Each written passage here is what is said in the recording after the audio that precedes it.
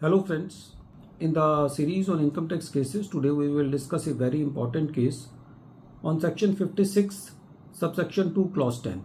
As all we know that if a person purchases a property whose purchase consideration is less than the stamp duty valuation and if the difference is more than 10%, then the difference will be added into the income of the assessee as per section 56 subsection 2 clause 10. But there is a proviso that if the assessee asks the assessing officer to refer the matter to the DVO and the DVO comes with a value, so whether this 10% should be seen or compared from the stamp duty valuation or from the DVO valuation. This issue has been taken up by the Honorable Mumbai ITAT Special Bench in the case of Shreyas Nayesh Modi versus Income Tax Officer, and this case is reported in 136 ITR Tribunal at page number 489, and the date of the judgment is 23rd January 2026. In the present case, the assessee purchased a property at a price of rupees 2.65 crore, and when the property was purchased, the assessee took a valuation report from the registered valuer. The purpose of taking the report was that since the purchase consideration was less than the stamp duty valuation, so the assessee, by taking the extra precautions, took the valuation report from the registered valuer. When the assessment proceedings were going on, the assessing officer asked the assessee to explain the difference, and the assessee requested the learned assessing officer to refer the matter under section 55A to the department valuation officer, and the report from the department valuation officer was taken.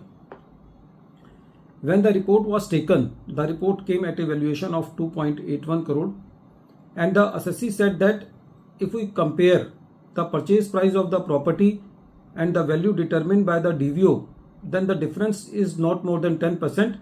So section 56 subsection 2 clause 10 is not applicable. But the assessing officer was comparing the difference of the purchase price with the stamp duty valuation. So the assessing officer applied section 56 subsection 2 clause 10 and accordingly made the addition.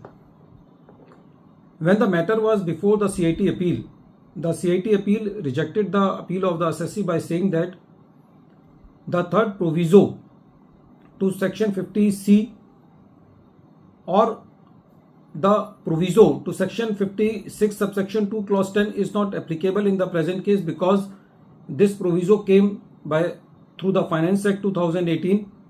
Since the matter is before that, so the assessee will not get the benefit of that safe harbor of 10%.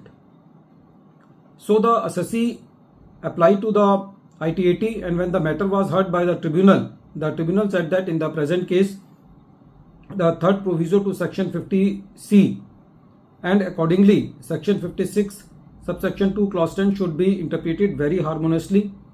And when the valuation from the DVO is taken, that valuation replaces the stamp duty valuation, and the safe harbor should be taken care of from the departmental valuation officer report. So whatever the addition was being made by the learned assessing officer was deleted by the tribunal.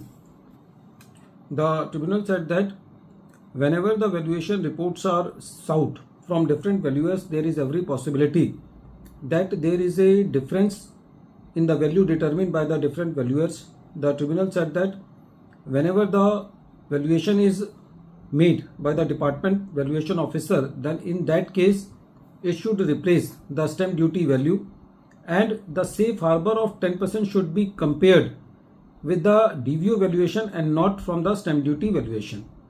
And as far as the applicability of third proviso to section 50C was concerned, the tribunal said that it is a beneficiary provision and it should apply retrospectively from the date when the provision came into the statute.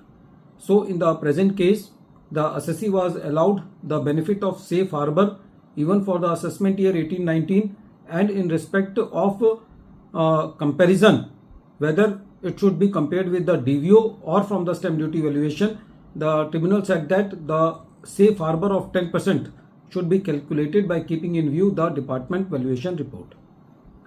At the end of this video, once again I am repeating the name of the case. The name of the case is Shreyas Nayesh Modi versus Income Tax Officer, and this case is reported in 136 ITR Tribunal at page number 489, and the date of the judgment is 23rd January 2026. Thank you, friends.